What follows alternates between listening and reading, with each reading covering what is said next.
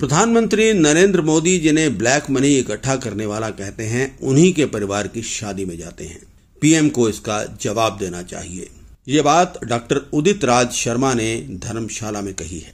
उन्होंने कहा है कि अभी भी इंडिया गठबंधन के लोगों को जेल में रखा जा रहा है, उन्हें प्रताड़ित किया जा रहा है। ईडी, सीबीआई और इनकम टैक्स सब उनके पीछे लगे हुए हैं। उदित राज असंगठित कामगार और कर्मचारी कांग्रेस राष्ट्रीय अध्यक्ष हैं और अखिल भारतीय राष्ट्रीय कांग्रेस के राष्ट्रीय प्रवक्ता भी हैं। डॉक्टर उदित राज ने कहा है कि पीएम मोदी के हिंदू मुस्लिम कार्ड को अब लोग समझ गए हैं। उन्होंने कहा कि हिमाचल में हमारी सरकार को गिराने का प्रयास किया गया था, लेकिन भाजपा कामयाब नहीं हो पाई। उन्होंने कहा कि केंद्र में तीसरी बार भाजपा की सरकार बनी है। अब भाजपा 10 करोड़ रोजगार का झूठा आंकड़ा लेकर आ गई है। आश्चर्य होता है कि पीएम कितना झूठ बोलते हैं, क्योंकि 10 साल में 8.5 लाख ही परमानेंट जॉब निकले हैं। सरकारी क्षेत्र में और केंद्र सरकार में आज भी 30 लाख पद खाली पड़े हुए हैं। तो आप ये बताएं कि जिसको आप कहते हैं कि ब्लैक मनी इकट्ठा कर रहे हैं, उनको आप चोर बोलते हो, आप उन्हीं के शादी में जाते हो,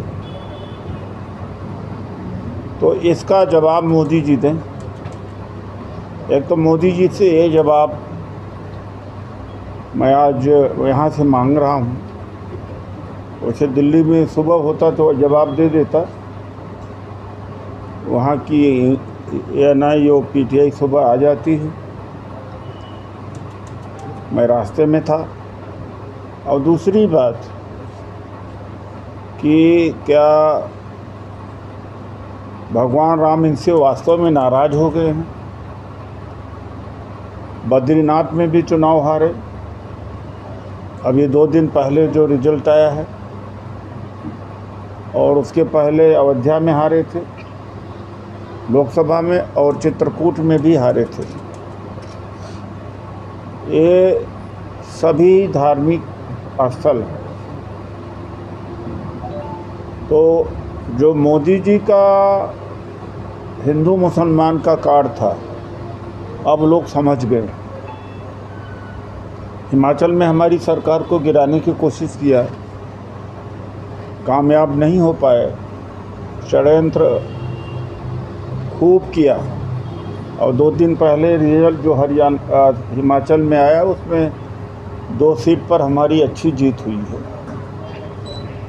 वरना जो लोकतंत्र खतरे की बात कांग्रेस पार्टी कह रही है, आरक्षण खतरे की बात कह रही है, इस लोकसभा चुनाव के बाद में खतरा कम तो हुआ है, लेकिन टला नहीं।